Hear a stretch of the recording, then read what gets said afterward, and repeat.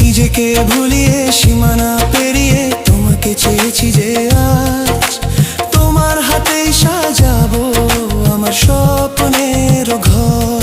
আমি তোমার প্রেমে পড়ে দুনিয়া ভুলে গেছি।